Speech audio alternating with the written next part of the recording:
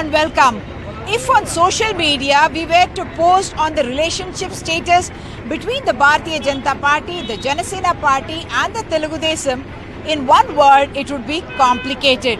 That's because Pavan Kalyan will be appearing along with Prime Minister Narendra Modi at LB Stadium, and the BJP has in fact allotted 8 seats to the Janasena in Telangana.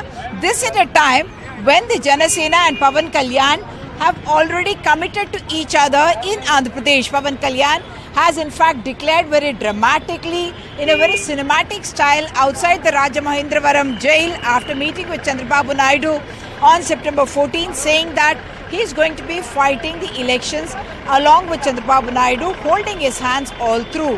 And in the same breath, he also mentioned that he is very much a part of NDA and that he will be hoping that the BJP and the TDP will come together to fight the elections in Andhra Pradesh along with him. What I must point out here is that the BJP is not willing to do that. Their relationship history with Chandrababu Naidu, in fact, is quite complicated, should I say. They have a relationship history in which Chandrababu Naidu has in the past walked out on them. The latest instance was, of course, in 2018, and that's not something that the BJP is willing to forget in a hurry.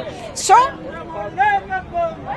the BJP and the Janasena coming together with the Telugu Desam as a cozy threesome is not something that is likely to happen. Of course, in 2014 we saw in this very stadium in April, the month of April in 2014, we saw Prime Minister Narendra Modi, Pavan Kalyan as well as Chandrababu Naidu standing together. Those were elections in which Janasena did not contest, rather Pavan Kalyan did not contest, but he did lend support to both the BJP and the TDP, which was fighting those elections together.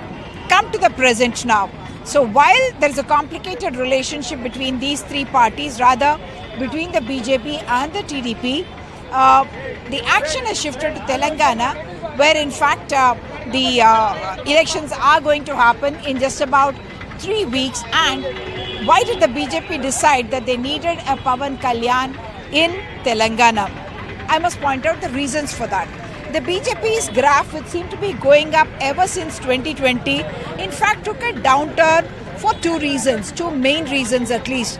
The replacement of Mr. Bandi Sanjay as the state BJP chief by Mr. Kishan Reddy.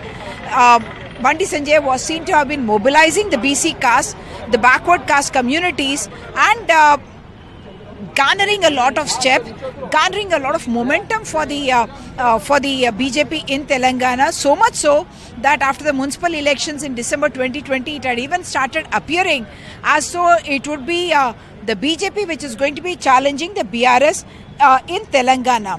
That momentum was lost also because of the reason that the local leaders, while they were saying that Kavita would be arrested, but there was seen to have been a loss of momentum in that kind of an action against BRS leader Kavita, daughter of K. Chandrasekhar Rao, and that was seen to have been some kind of a tacit understanding between the BJP and the BRS, because of which the BJP lost its momentum, and in the bargain it appeared as though it is the Congress which is gaining from the anti-incumbency against KCR after 10 years of rule here.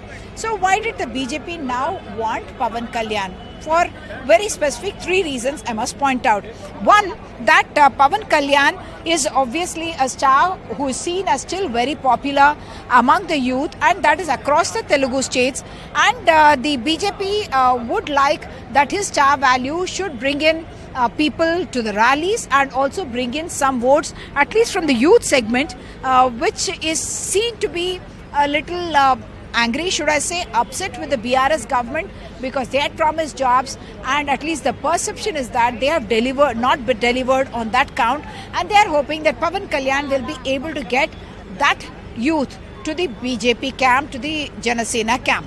The second part of it is that Janasena, or rather Pavan Kalyan, belongs to the Munnuru Kapu caste, and in 2009 when his brother Chiranjeevi had launched the Prajarajyam, it was very, very impressive performance that they had in their electoral debut in 2009, when the Prajarajyam got about 18% of the vote, and the BJP, now that it is talking about the backward caste as its plank, will hope that some of that vote at least will start transferring because of the presence of Pavan Kalyan in their camp towards the BJP. Of course, already Mr. Amit Shah has made an announcement saying that if the people of Telangana vote for the BJP and give them an opportunity, they would be making a backward caste person as the chief minister.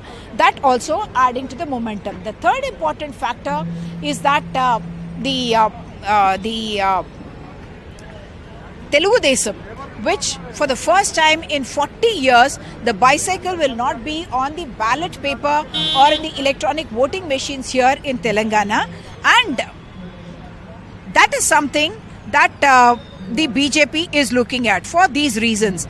The reason being that the Telugu Desam does have a vote in Telangana in the 2018 elections when they were fighting along with the Congress as part of the People's Alliance. The Telugu Desam was seen to have got at least 3% of the share. Of course, there's a Telugu Desam supporter, a Chandrababu Naidu admirer, the Kama caste or the settlers as they were called earlier, or people of Andhra origin in Telangana who could be seen as supporters of the Telugu Desam, who will they turn to in the absence of the Telugu Desam in the electoral race?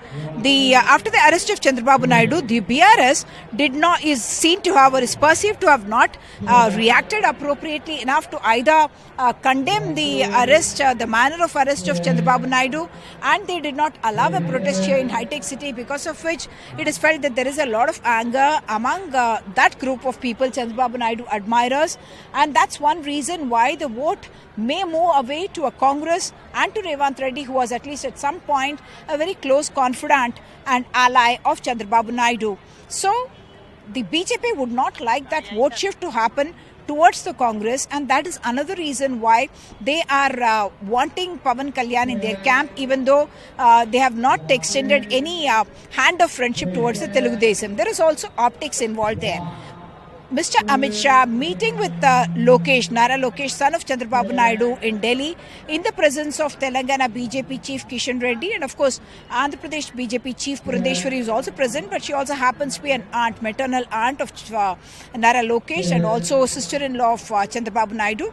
But Lokesh himself has said that the meeting was initiated by Kishan Reddy, and Mr. Amit Shah would hope that the optics from that meeting are interpreted by the people of Telangana to mean that the BJP did not have a hand in his arrest or in the manner of the arrest of Chandrababu Naidu, and that they are empathetic to that cause. Of course, subsequently the BRS tried to make amends, and many ministers who were also former TDP ministers, for instance, Talasani Srinivas Yadav, they have spoken out in support of Chandrababu Naidu. Puwada Ajay Kumar, who is a BRS minister from Khammam, a border area in which the TDP seem to have some influence, he has also spoken in support of Chandrababu Naidu. Serlingampalli, BRS candidate, also participated in a 25-year celebration of High-Tech City, which was politically geared towards talking about Chandrababu Naidu and his contribution to a high-tech city or the development of Hyderabad. And therefore, those overtures were being done, and the BJP wants to ensure that that vote does not go to the Congress at least, and therefore is reaching out to a Pavan Kalyan. The other factor that I must point out in Telangana itself is that for the BRS, there is a Andhra vote that we talk about. And for the BRS is someone who has in 2014 and 2018 spoken about Telangana self-respect, and in the same breath they had an antagonist in either a hand of Delhi or a hand of Andhra. In 2014 they spoke about the Telugu Desam or the Congress as parties that had their power bases or leadership in Delhi or in Andhra Pradesh, and similarly in 2018 when the Congress tied up with the Telugu Desam, they spoke about Chandrababu Naidu indirectly controlling. And now once again, if the BRS will get a handle to be able to say that Pavan Kalyan is indirectly the hand of Andhra Pradesh in Telangana.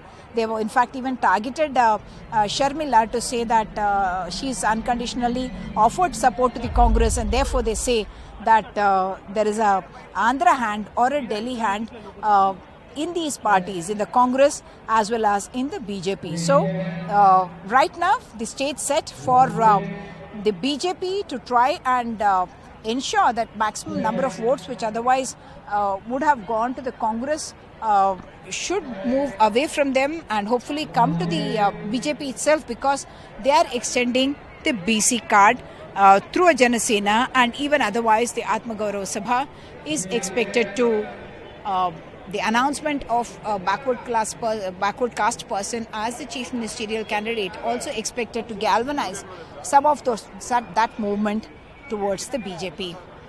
So we will continue to give you updates on the trends in the Telangana election, analyze it for you, and also get you the exclusives. In Hyderabad with camera person Nagraju, Sudhir, NDTV.